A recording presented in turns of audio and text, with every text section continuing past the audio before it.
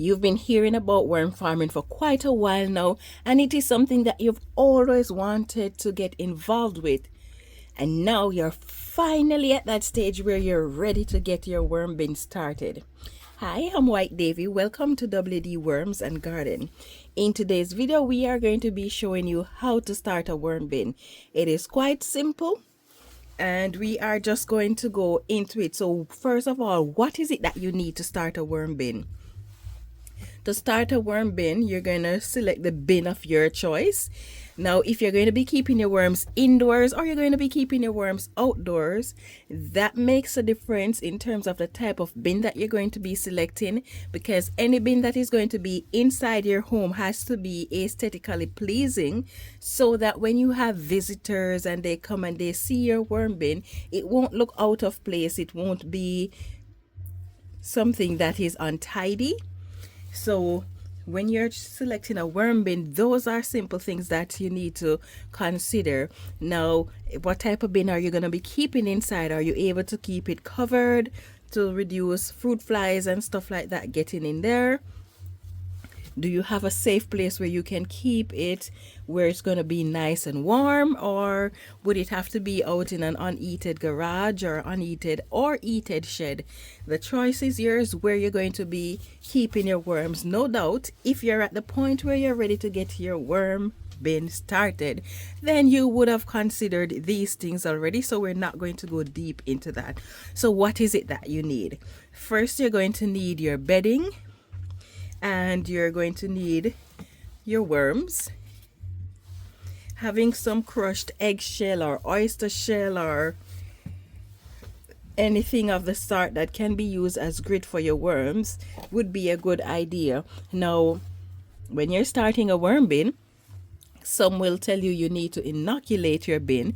Inoculating your bin has the advantage of building the microbe population before you introduce your worms. So let me tell you a brief story about a workshop that I did. I did the workshop, I showed them how to start the bin, and they started the bin for themselves, and everything was fine. I ran into one of the ladies that attended the workshop, and I asked her, "How are your worms?"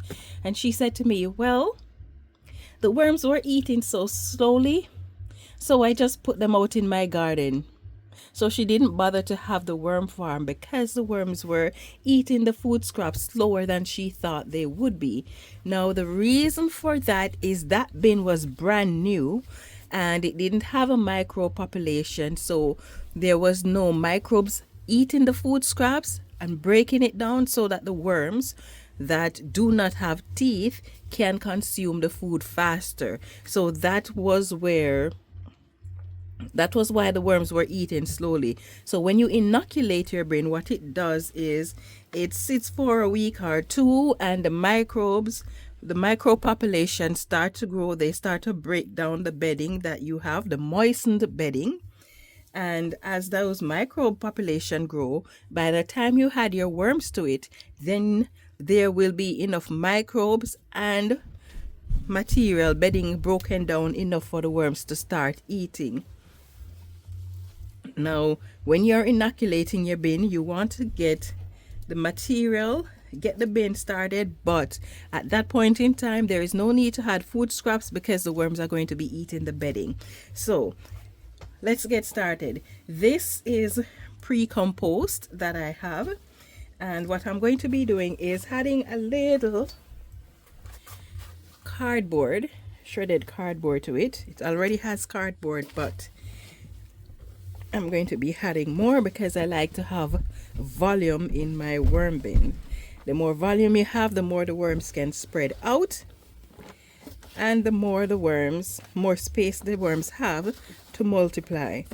When worms have a lot of space and the temperature and enough food is available, they multiply faster.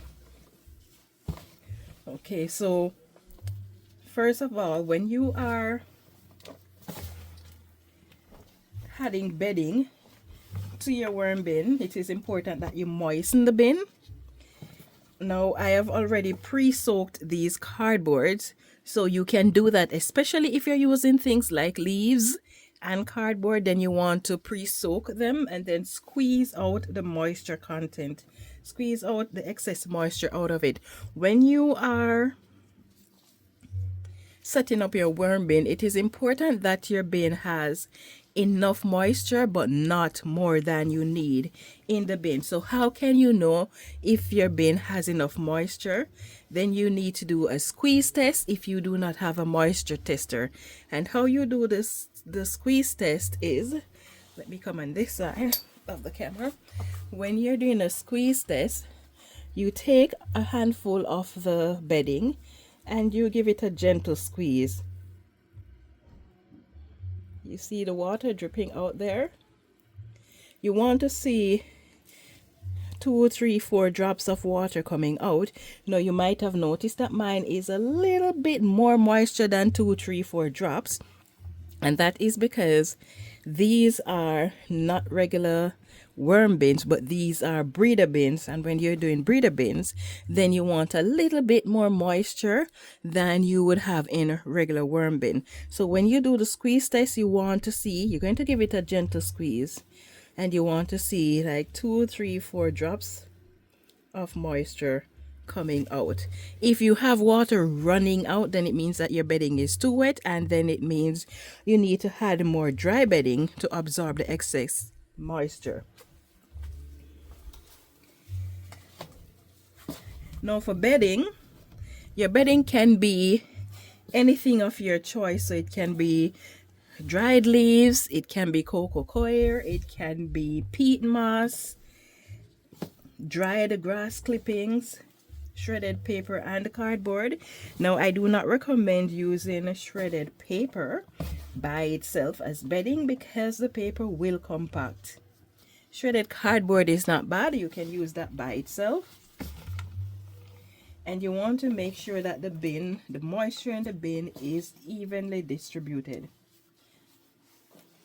Now there is no either or when it comes to bedding in your worm bin. You can use a multiple of things. So if you want to mix cocoa coir with peat moss, with shredded cardboard, with dried leaves, you can mix all of them, some of them, or use one in particular. But when it comes to shredded paper, I don't recommend by itself because it compacts.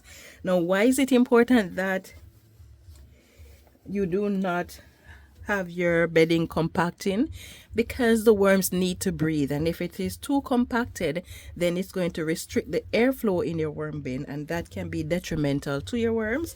So that is the reason why you would not use just shredded paper as your bedding. Now after you have moistened your bedding, added it to the bin, then you can decide whether or not you're going to inoculate it. You don't have to. So if you already have the worms and you didn't have time to inoculate your bin, you can just simply moisten the bedding, put it in the worm bin, and add your worms to it. Now the next thing that you may want to add to your worm bin is the grit. Some people use sand. I don't, because I want castings. I don't want things like dirt or sand in my worm castings. So if you're doing it for personal use and you don't mind having a bit of sand or a bit of dirt in your worm bin, then that's fine. Dirt is not really grit, but some people for the microbe will add a handful of dirt. Some people actually put more than a handful of dirt as part of the bedding for the worms, something that I don't do because I want castings, not dirt.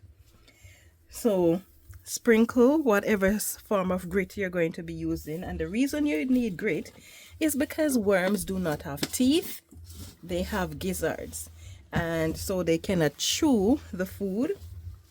They rely on their gizzards to crush the food, which is why they need the microbes to start breaking it down. Now the grit helps them to crush that food and digest it faster. So you had a bit of grit, and another advantage of having grit to your these type of grits like crushed oyster shell or crushed egg shell is that it is calcium based, which means that if your worm bin is acidic for any reason, Then the crushed eggshell, the crushed oyster shell, the diatomaceous earth, all of these are great. They will work as a buffer for the pH. Okay, so after you've added your grit, your next step is to add your worms. Beautiful babies, aren't they? They certainly are.